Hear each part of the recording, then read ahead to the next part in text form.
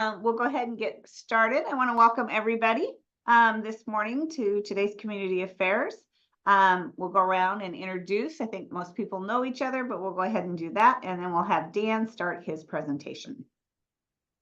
I'm Lisa Rundell, Dalles Chamber Operations and Finance Director, and Lisa Farquharson is in Austin, Texas, at her foundation classes, and then they're graduating for the U.S. Chamber that she was invited to attend. And then next week, her and I will both be gone to another conference. So, but anyway, Scott, you want to go ahead and start?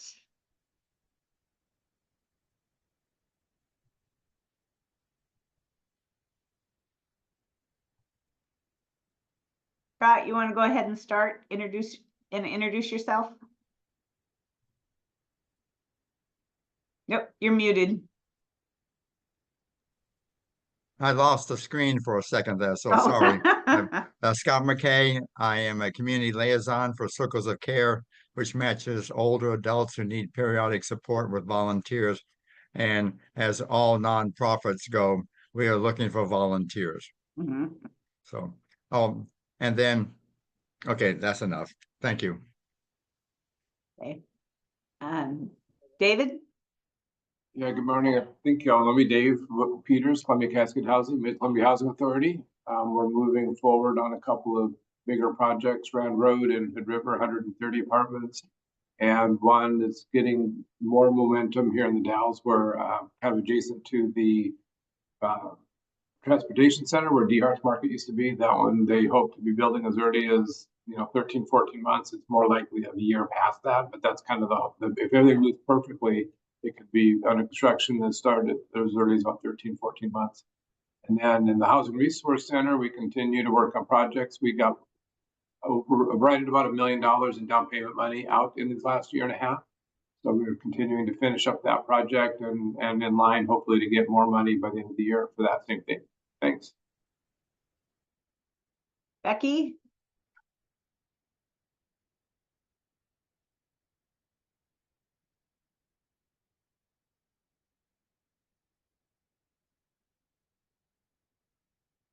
Are you there, Becky?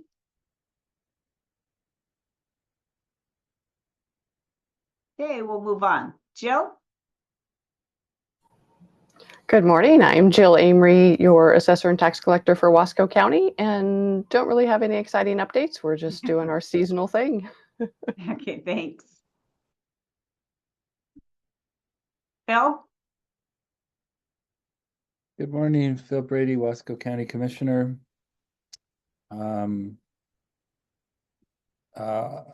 Yeah, I've got so many things going. I can't pick out which one. It's been a busy week. Okay. Tanya? Good morning, Tanya with Northwest Natural. Just a friendly reminder that Saturday is the St. Mary's auction and fundraiser. Oh, good. That time of year. All right. I think that is everybody at the moment. So Scott, or not Scott, Dan, if you want to go ahead and start your presentation. Great. Thank you, Lisa. And thanks everyone for being here. Can everybody hear me okay? Oh, we've got Vesta coming back in here. Let's see if. Yep. She's connecting right now. Like we have a new face joining this morning. Good morning, Vesta. Good morning. Do you want to introduce yourself? I'm Vesta Smith. I've lived here a lot of years, and I used to come to this meeting once in a while, but haven't for a long time. So thought it was time to start finding out what's going on in the area again. So here I am. Well, welcome back. Thank you. And Dan Spatz, Economic Development Officer with the City of the Dalles. And Vesta, I hope I don't chase you away with this presentation. I'll make it as exciting as I possibly can, but that's not going to say too much. So we'll give it a try. Focuses on Columbia Gateway Urban Renewal. And we've got some folks around the table here who know more about it, I'll bet, than I do. Jill, I'm looking at you. So thank you very much. I'm going to go ahead and share my screen here. And hope that I do it right. Let's see. Can everybody see my screen, Yes. including the slideshow coming in now? Yep. Okay, good.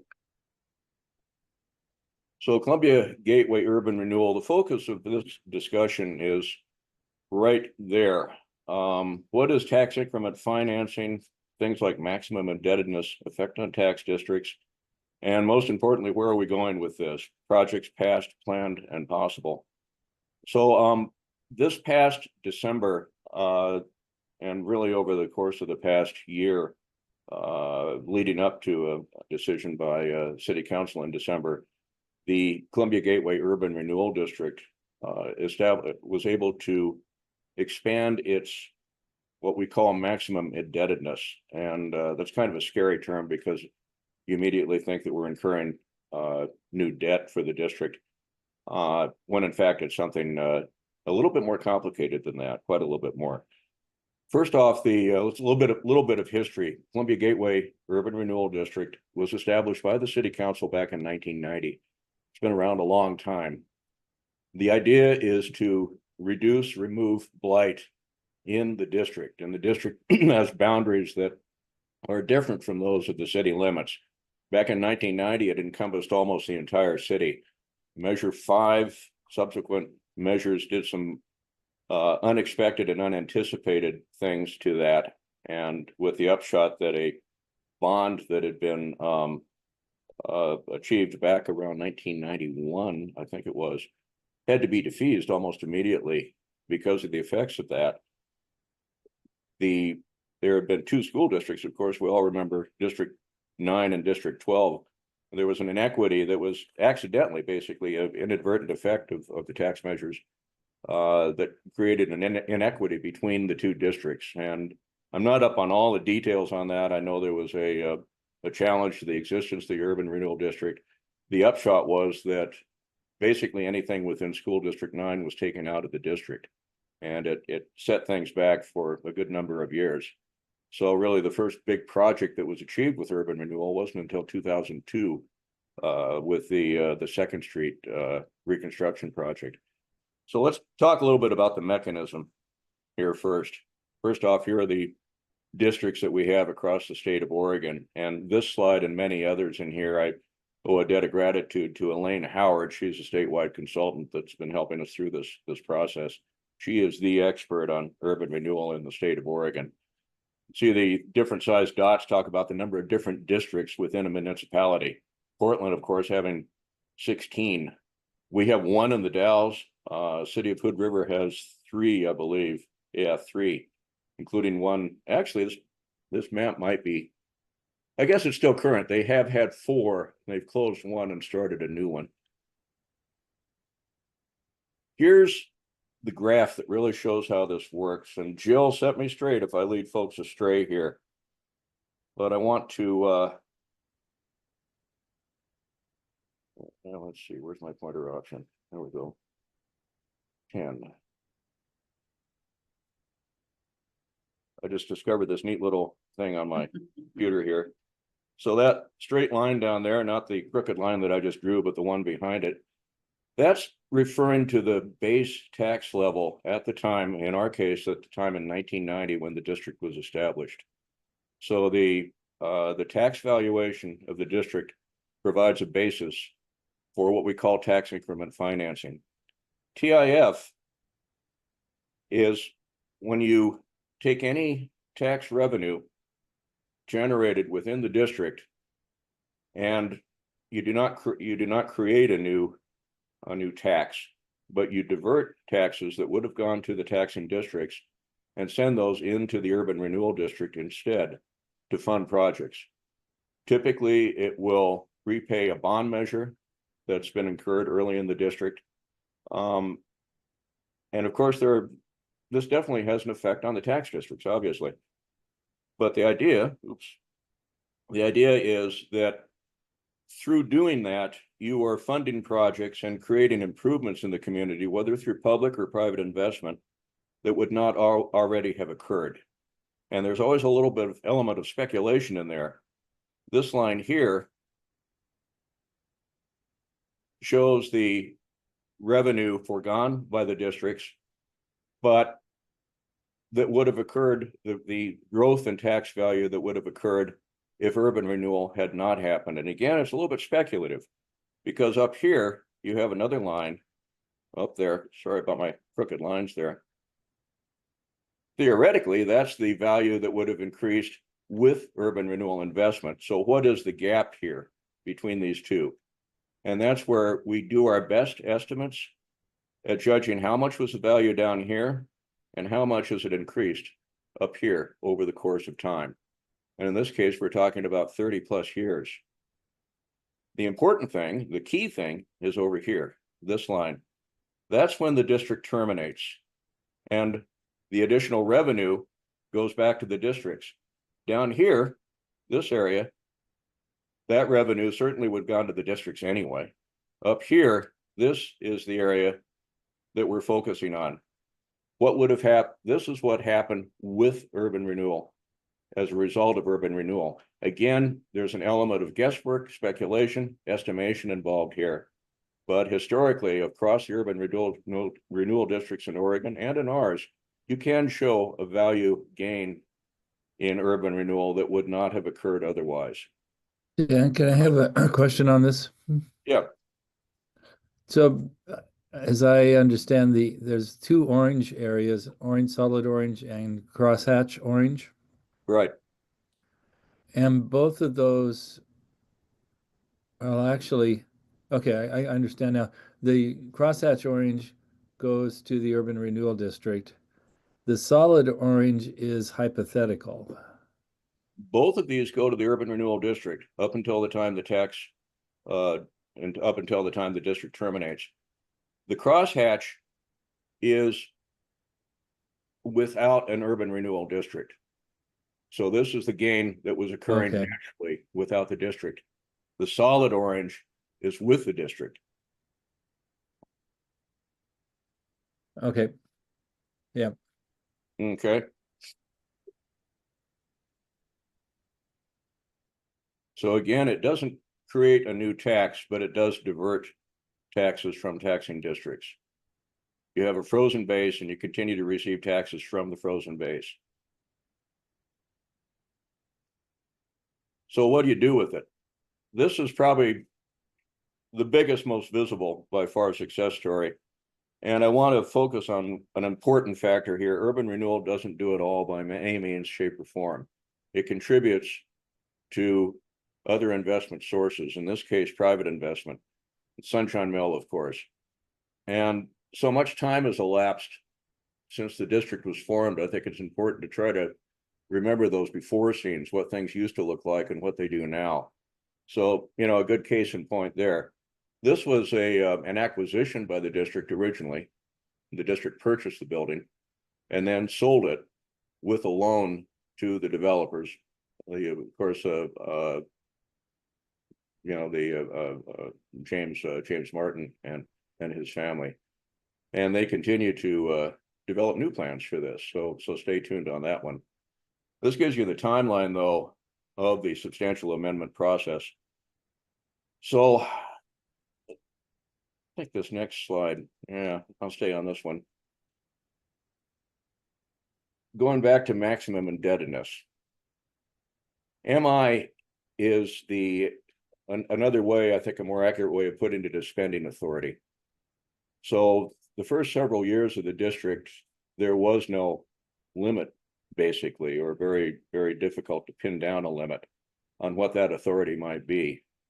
In the late 1990s, legislature established stronger controls over urban renewal, establishing the concept of maximum indebtedness, the idea of here's the maximum spending authority that an agency can have. And it wasn't until the 1990s that authority had really been identified. So I want to get down to another slide. There we are. 1998, up here, the first MI was established. It was expanded through an amendment to the urban renewal plan. When you develop a district, you need to have a plan that says what you're going to be doing. There's also a technical report that accompanies that plan that talks about the impact on the taxing districts, lays out details of what the projects are going to be and timeline for when they're going to be completed.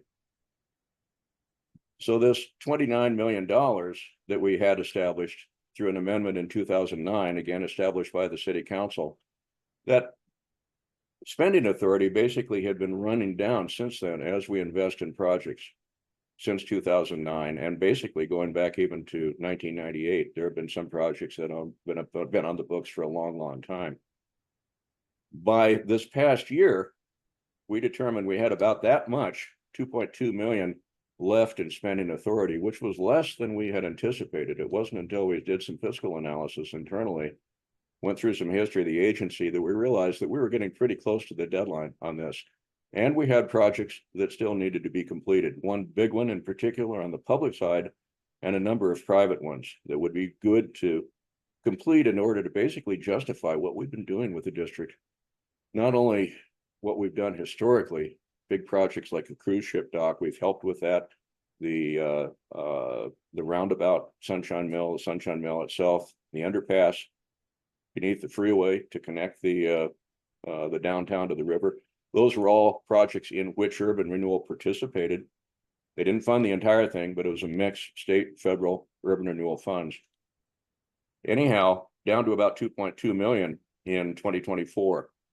So thanks to the support of the tax districts, almost all of them, county commission, the city, all of which take a hit from urban renewal, we were able to amend the plan one more time.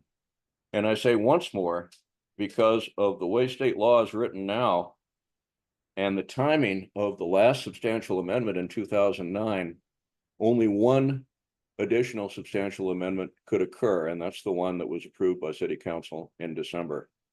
So there will be no others between now and the termination of the district, which is in 2029.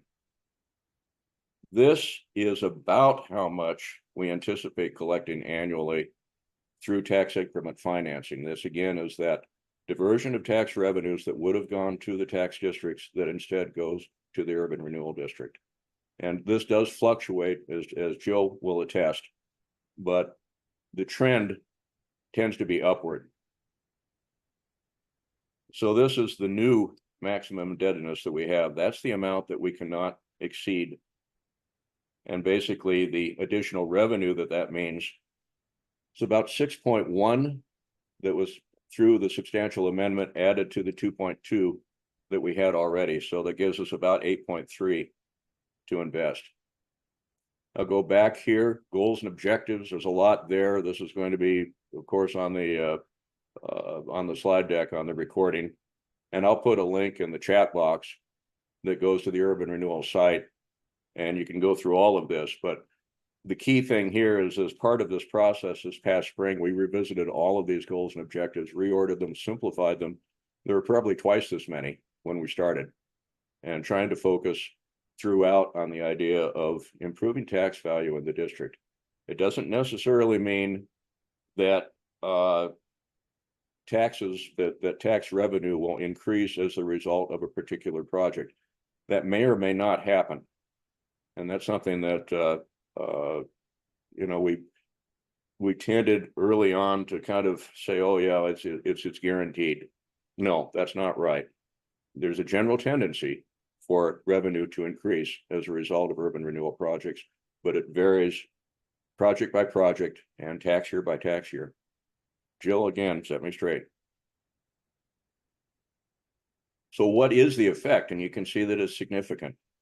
Wasco County up here takes a hit over 400,000 a year, result of urban renewal. City, Mid-Columbia Fire, Parks, Port, soil, and Jill, I'm a little unclear whether this is a direct hit on these districts down here or whether that is part of the county share. I think it is a separate it is a separate hit on each of the districts. You're Is that correct. your They, understanding? yeah, you're correct. They have their own separate levy and their own separate revenue stream, so it's a direct hit to the district. Also to education, although in the case of education, state equalization tends to balance that out.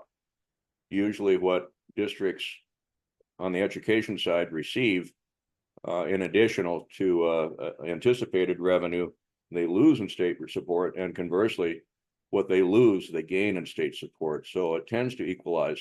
So you don't quite see the direct hit on the college, on the school district, and on the ESD. Because of the way our district is structured, it hits certain thresholds that again are established by the state legislature. So that leads to a revenue sharing component. So some of the impacts that I showed earlier on this screen there are actually reduced slightly toward the end of the district. These are revenues that go back into the district, and there's a complicated formula that I understood just long enough to explain it one time to the fire district, but there is a return through revenue sharing. So where do we go with all of this? What's the point of all of this? Well, here is one, and this, of course, is Sigmund's Flowers, the old Oak Hotel. You all have probably seen the improvements that have been made to that downtown. That's not urban renewal. That's a Oregon Main Street $200,000 grant.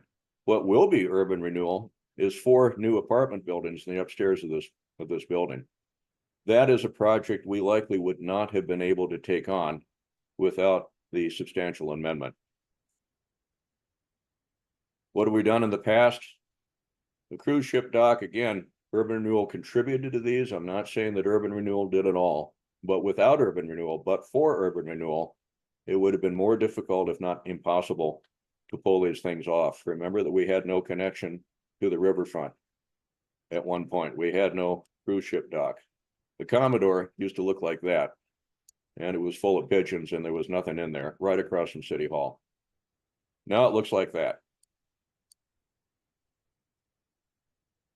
So what's coming up? Basalt Commons, one we've all been waiting for, approved in the summer of 2023. Urban Renewal is contributing a total of about $1.7 million to this project. Part of that is what we're calling the development funding agreement. It is a grant to the developer. The other part of it is an offset to the system development charges that developers face in the city. 3 of them in the city, 1 in from the Parks District. And the upshot is, it makes it rather expensive to do development. Urban Renewal will contribute directly to the city, because Urban Renewal is a different agency from the city, contribute to the city and contribute to the Parks District up to $10,000 per new residential unit in SDCs. So we're making that commitment to Basalt Commons with 116 residential units planned. And we do anticipate construction to start this year. We hope to see that with interest rates and everything else. I know there have been challenges, but that is everything that we're hearing. This project is on course. That's at the former, or the site of the former Griffith Motors, the old Thomas Motors across from Sawyer's on East 3rd. Tony's Town and Country building acquisition, demolition.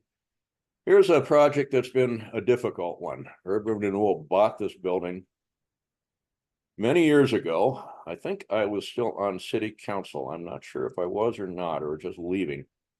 But we did not do due diligence on it. We didn't do, number one, what's called a level 1 environmental analysis. That's a big no-no when a public entity buys property. You always want to do a level 1 to see what you're getting into. In this case, we didn't know it. We were getting into asbestos. There was an underground gas tank there, things like that. So Urban Renewal has built up quite an investment unanticipated. The original idea, let's redevelop that site for housing. It's called the Tocola project. Because of not only the asbestos issue, but also bully impact on the project had not been calculated correctly. a few other complications, that whole idea collapsed and Urban Renewal was stuck with the building. Last year, we took it down. It's now an empty site. And this coming Friday, actually tomorrow, we will be conducting interviews with 3 proposals. We advertised the site for a request for expressions of interest. I think it was in October. We have 3 very different ideas that have been presented to us. Very strong ideas for developing this site and putting it back on the tax rolls. So we'll see how those go. 2 interviews tomorrow and then 1 early next week. And the idea of making a decision, we hope in February, maybe March, after due diligence on those 3 proposals. First Street reconstruction, here's the big one. This, again, is a long-standing project. It has changed scope over the past 15 years or more. The original idea was a sunken plaza at Washington Street, going beneath the railroad tracks, a pedestrian underpass beneath the railroad tracks connecting to Union Street Portal. That fell by the wayside back around 2011, 12, something like that. Every time you do a redesign on a project, you're incurring new architectural and engineering costs. To a certain extent, you start over again. That's been the case with First Street Plaza. Right now, we're looking at about a $7 million investment in First Street reconstruction. Planning to start this year on that one. And I'll show you why in just a second, why that's a priority. Federal Street Plaza, this will be a city project primarily and state and federal grants. I'm actually preparing a grant to Oregon State Parks and Recreation right now on this one. Urban Renewal has made a commitment of about $150,000, not to exceed $150,000, to help the city come up with a local match on this one. Oregon State Parks, for instance, requires a 40% match. Federal Street Plaza would be a public plaza between a 1-block segment between 1st and 2nd Street. And I'll show you some photos or some concept drawings in just a second here. Uh-oh. Well, for some reason, I can't advance my slides. Now, what's going on? Oh. There. That was a little glitch. There we go. Basalt Commons, architectural rendering, again on the site of former Griffith Motors across from Sawyer's. The Tony site and the Federal Street Plaza location. Federal Street there, where Tony's Town and Country used to be until last year, or the building that housed it. Here is one reason we want to reconstruct First Street. So let's start by looking at this segment of sidewalk right there. You see how the parking line has a wow in it. It looks like a wave coming in. There's why. You got this big open space under here, and you got stuff like this going on. And that actually extends. You see the door back here? This is the Baldwin Saloon. So that vacant area extends behind this and goes along the perimeter, 2 sides of the Baldwin Saloon. And the cost to fix that by itself is well over $1 million. It's a structural challenge. You cannot simply backfill this against the foundations of the Baldwin Saloon because you risk creating horizontal stress on those foundation walls. So there has to be a different engineering solution to that. And we've identified one through the engineers, KPFF, involving steel plates and pilings, things like that. Back here, you have unconsolidated rock that First Street is built upon. And in First Street, you have a water main placed in 1874 that is still carrying pressurized water. We will be replacing that with a larger main, fire protection in mind, looking at what we've been seeing in cities like Talent and LA and other places. We can't take that for granted here. Federal Street Plaza, this is an early rendering architectural concept. The idea of having some sort of an event center, seating, tree planting, First Street over here, Second Street here. And again, just that one block segment. This is one of two design schemes that the ad hoc committee that appointed by the mayor, and they just met last night, so this may have changed again. But right now we're focusing on two designs. This is the River City design and the basalt design. And right down here, I want to call attention to an open house, February 12th, and follow that link. I don't know if I can put that in the, I'll follow up with, I'll put that in the chat box at the end of this meeting. But people will be able to give their views on these two perspectives or whatever else might be out there.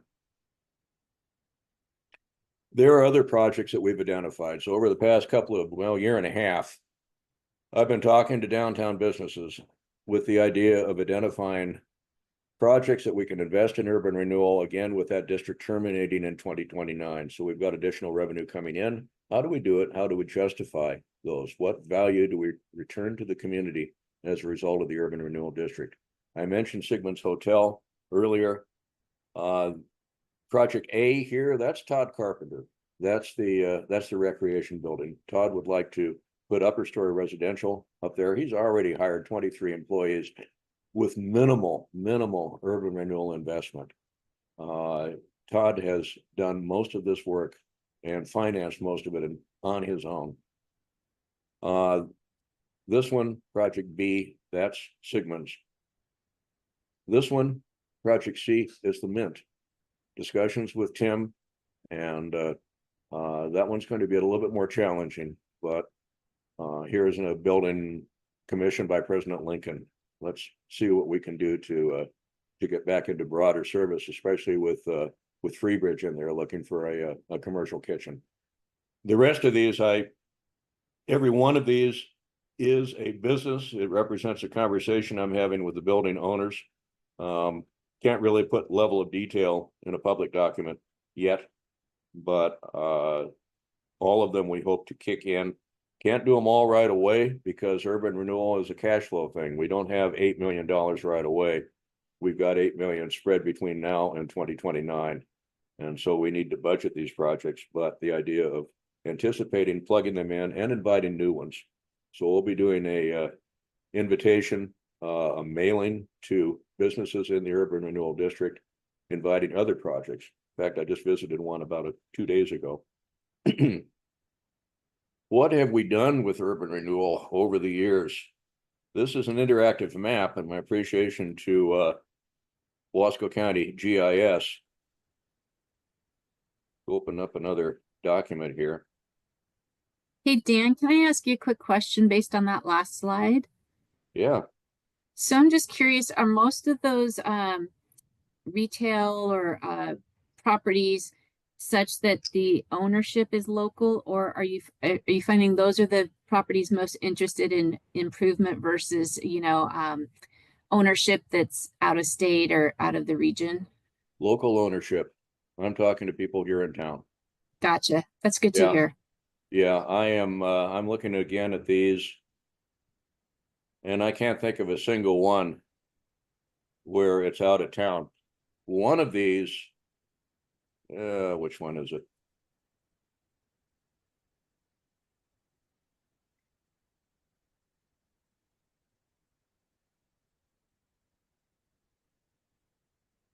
Yeah, I think it's, well, I don't want to give the wrong one. I want to go back over it. They're actually looking at putting a second, this has been an out of town owner, a gentleman based in New York, which has been a little frustrating. He owns several properties downtown. One of those properties has been purchased by a local owner, and that local owner now wants to put a second story on it, turn it into upper story residential, reopen the commercial level, which has been vacant. And so that's the type of thing we're trying to encourage. Yeah. I'll go back over to my my Word document. And go to this one. This is just the online version of the map that I was showing you. So if you go to that and drop on one of these pins, it will tell you what urban renewal contributed with a photo of the project. Second Courthouse, we put a roof on it a number of years ago. Any of the blue dots are projects that have been completed by urban renewal.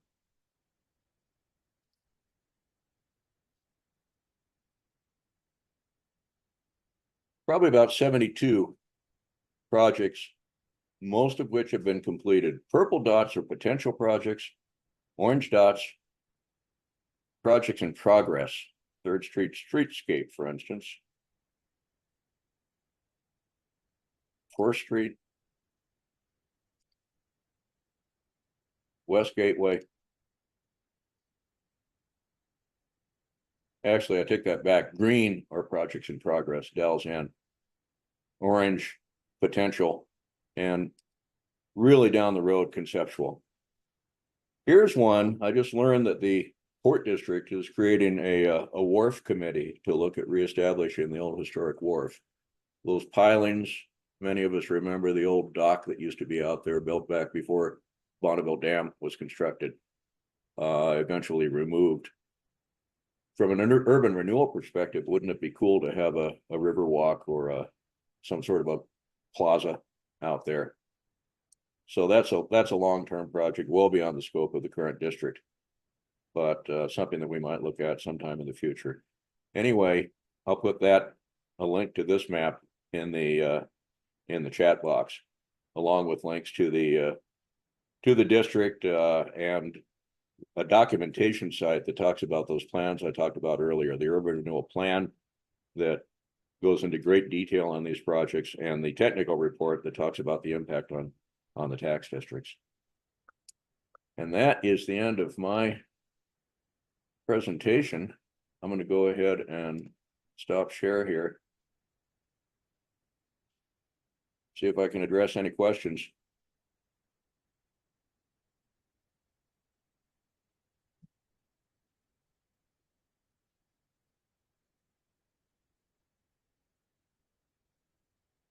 So Dave typed, Dan, I don't have great bandwidth this morning for some reason. Have the people with the Neon Sign Museum talked to you at all about support? Oh, I missed that last word. About what? Support. About support? Support for their projects. Actually, Neon Sign Museum has been an early urban renewal project, and they are. I can't go into too much more detail right now on that one, but they are talking with us now, not because I don't know, but because I really can't go into it in this meeting.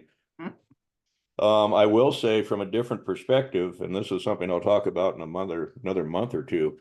EPA Brownfield, we conducted an assessment of the parking lot next to the Elks building, the Neon Sign Museum.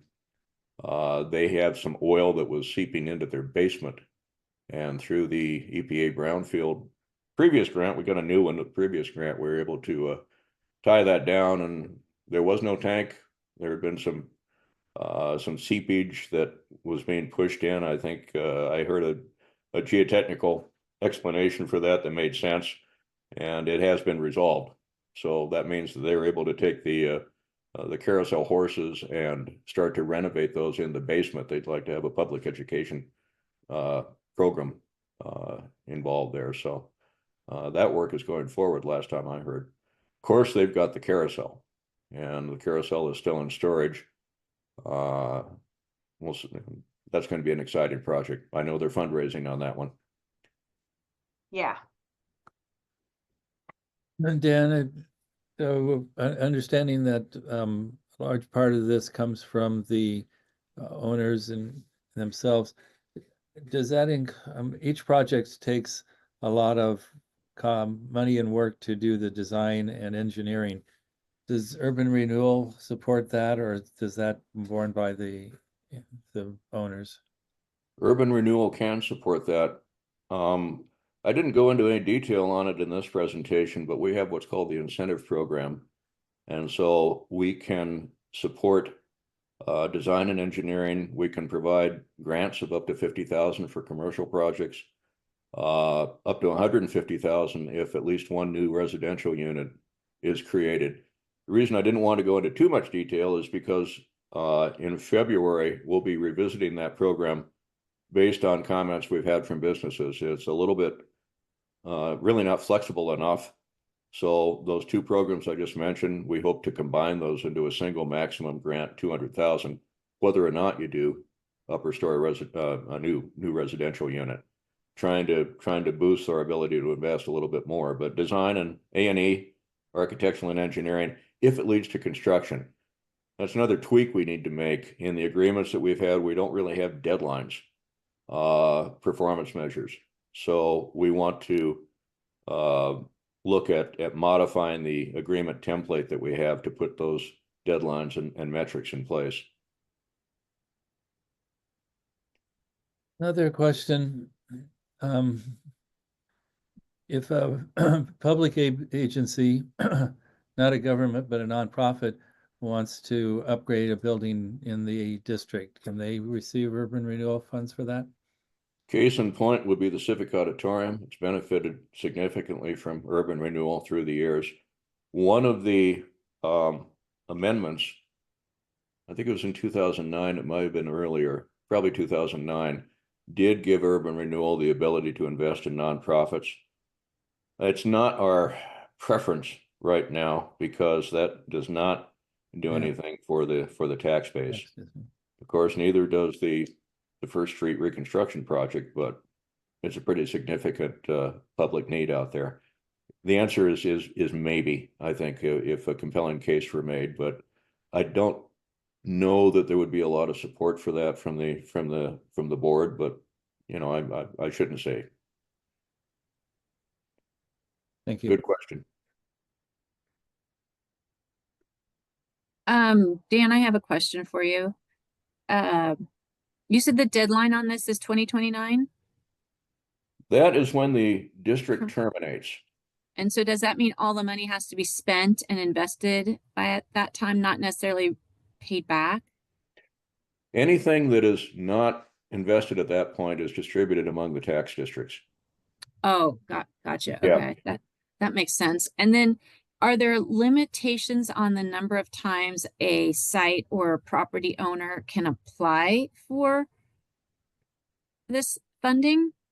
There is nothing formal there. It's a good question, but it is something we'll take into account and look at, well, the successes of those previous investments. Have we seen a continuing improvement in the project as the property owner followed through on commitments? But again, tendency is going to be to look at things that have not yet received investments and trying to distribute those resources as broadly as we can, effectively as we can. It's not really a lot of time, is it? No, it isn't. That's why we've put a lot of work this past year and a half into identifying these and getting them in the pipeline. We couldn't do anything until we had the council approval of that substantial amendment. We were down to about 2.2 million. The First Street project has 3.8 million in reserve, but still at a $7 million project, there would have been a shortfall with that one single project. And we were in a situation of we can do that, or we can do things like the Siblings Hotel and the other private projects on that list that I showed you. Couldn't do both. So the council decision and the tax district support on the substantial amendment does allow us to do both. But now you're absolutely right. That clock has been ticking. When we were before the Wasco County Commission on one of the previous briefings, Commissioner Kramer very rightly raised the point: how in the world are you going to be able to get all that done in that short a period of time? Wow. And who makes up the board? Boy, I should have calling up on my memory this early in the morning. Sorry.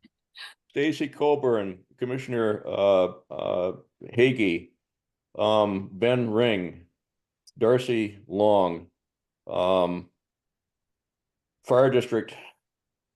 Oh, come on, memory. I should have. I'm blanking right now.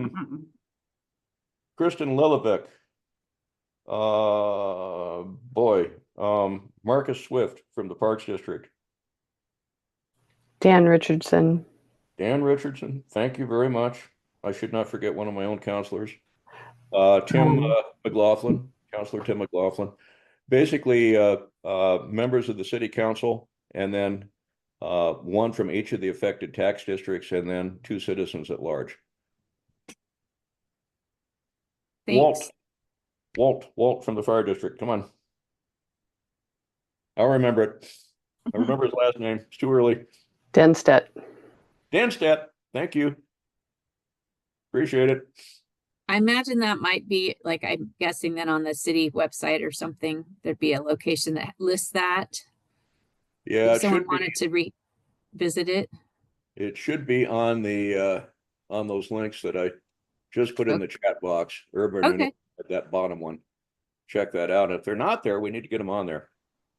We may just have a generic description, so many from the city, so many from the tax districts, and so many from citizens at large, because they do change. One problem with a website, when you do stuff like that, you need to get back in, remember to update it. Yeah. Other questions? So Dan, those projects that are you're looking at, do those have to be completed by the time the district ends, or they just have to be in progress? They have to be completed. So that's a lot of work in the next 4 years. Yeah. Not saying we'll get them all done by any means. And frankly, we wouldn't have the resources to do all of those projects. We wanted to have a menu and pick the ones that we can plug in that are most likely to move forward. We had a presentation 2 weeks ago by another local property owner that would take up probably a lot, if not most, of the capacity, and that's not showing up on that list at all. This is a new one. We don't know if we're going to do that one or not. Obviously, it's very, very early, but at least now we have the resources to do things like that. What we really, really want to do is get going on something that we can do this year that's justified, that's well thought out, well planned. And I'll tell you right now, as far as I'm concerned, it's going to be Sigmund's Oak Hotel. Michael Leash has done a tremendous job. He's got the resources in hand. He's ready to move. And you know, there we can point to something that we've done right away that has a visible downtown impact. Recreation is another one. Let's get that building facade fixed, and let's get those upper story units back into occupancy, and then go from there. Okay, let me ask Go ahead. a hard question, but it's a good question. It's not a nasty question. So there's a tax increment or tax justification for this, that this improves the tax values, and that's justifies back to the taxing districts why they should forego these taxes, the tax income. So that's dollars and cents, and it's speculative. Several of the upfront projects have been civic improvement projects, the underpass, the roundabout, and those contribute to the city. So there's a tremendous value of you know, civic pride, even of efficiency, and so how have you been able to balance that? Was it first come, first served? And it wasn't you at this point on the board, but I'm getting the sense that now people are saying, no, we need to really come back and justify this on taxes after we've done the civic improvement parts. So, and a very good question. Perspective on urban renewal districts across the state. Many districts do not do private investment. They focus entirely on public infrastructure, and the way the history of Columbia Gateway has varied through time. The original focus was definitely on public sector projects. I mentioned the projects on the west side of town that were removed back in the early 1990s. Those were all public investment projects. And that philosophy has changed through the years. The current board is focused very much on private investment, which I think is the way it should be. There needs to be a mix of these. The argument for public is that you're doing things that the city, frankly, would not be able to afford to do otherwise, that do set the foundation for private investments.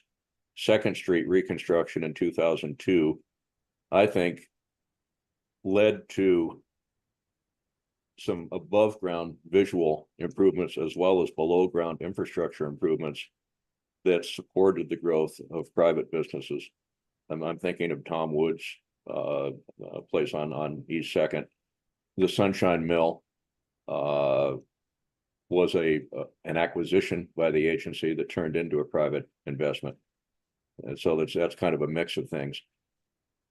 But to the point, there has to be some sort of a balance, and it's not first come, first served, at least it shouldn't be.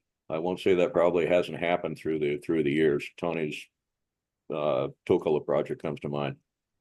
But there should be a rationale. You should be able to look at a menu of projects, which is why we developed that list, and look for others too, and what makes the most sense. But again, through history, it's definitely changed in philosophy, at least in our case, from almost entirely public to a strong focus on private now, and wrapping up that one remaining public project, the First Street reconstruction that's been going back for so many years. It's not an easy question to answer, and it's difficult because, again, that element of speculation. If not for urban renewal, would this have occurred anyway? And I think you can make the argument for a lot of projects and say that no, there's no way this would have happened otherwise, whether it's public or private investment. But in many cases, I think it's really hard to pin that down. And then specifically for a specific project, does that urban renewal investment actually result in tax gain? Maybe, maybe not. It depends on the project. And it depends on the tax year, and a lot of variables there. There's complexity that Jill can go into that I'm definitely not qualified to speak to.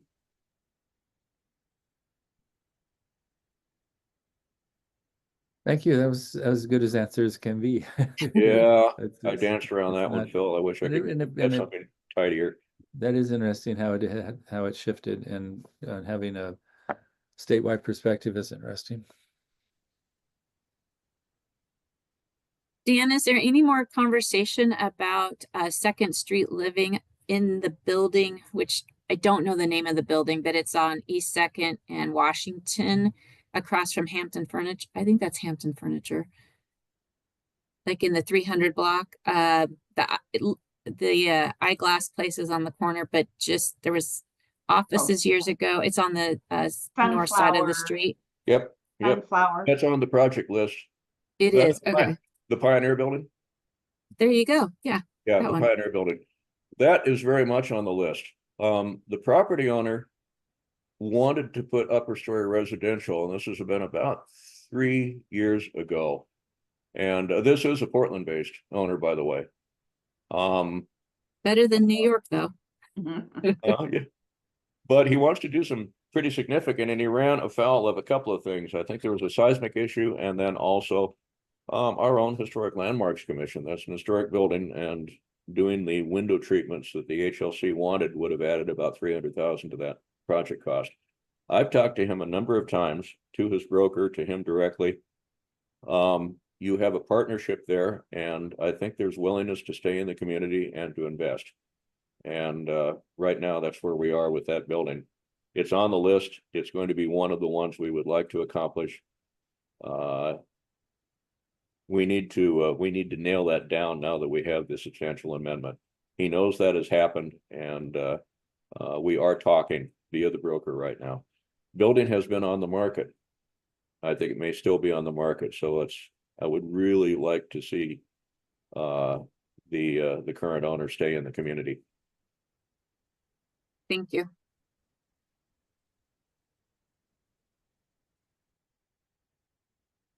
Other questions? Have I bored everybody to death or confused everybody? Very good. All right. No, good information. You did great, Dan. Thank you, Jill. Appreciate your joining in. Jill has been instrumental. She is one of our key guides on, okay, what can we say? What should we not say? What's accurate to say and what's inaccurate? And Jill, thank you for taking us to task sometimes. It's important not to overpromise on all of this stuff. Oh, you do great, Dan. I'm just here to support you. Appreciate it. Okay, everybody. I guess that's it for me. Thanks, Anybody Dan. else have anything? I would just say thanks, Dan. It's very interesting. I was didn't realize there was so much going on. Thank you, Vesta. There is indeed. Thank you for joining back in on these calls. Happy to. Where is Lisa today? Lisa is in Austin, Texas, doing, she was invited to, at the beginning, mid-year last year, to participate in a US Chamber program, and they're working on workforce development, childcare and housing, with a group of other chamber, excuse me, chamber execs and economic development people. And this is their last session and graduation. So, yeah, so she's back there. That's great. Mm, And the time change didn't allow her to jump on from there. If I could go back to my introduction, one thing I'd say is I think this group already knows that Kenny Lapointe resigned from McCack, and I'm on the board. Joan Bird and Joan Bird's chair she's Sherman County Commissioner, and the board is moving quickly to find an interim director. The two leading people there at McCack, Sarah Kellums and Kelly Horvath, either one of them could have stepped up into the directorship, but they both decided, no, let's stay doing what we're doing because we have a lot to do and we don't want to decrease the capacity of the organization by overstretching our roles. We've had meetings with the staff, and they are taken back, but also I see themselves as a smooth running organization, especially dealing with people in rough circumstances. So it's pretty impressive. So the staff feels confident that they can keep going without, with their own momentum in their own direction. So it's a setback for our community. Kenny was, transformational. But the things that he's put in place have a good stability, and so it's not going to be nothing's going to fall apart. So, yeah, he's built a strong team. Yeah. So, all right, anybody else have anything to add? Okay, well, thank you all for joining. I'm going to go take down Christmas lights now. So you all have a great day, and we'll see you next week. Thank you.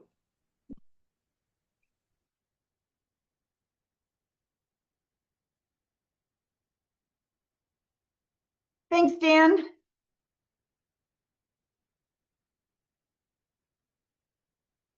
Thank you, Lisa, very much. You have a good day. You too. Take care. All right. Bye.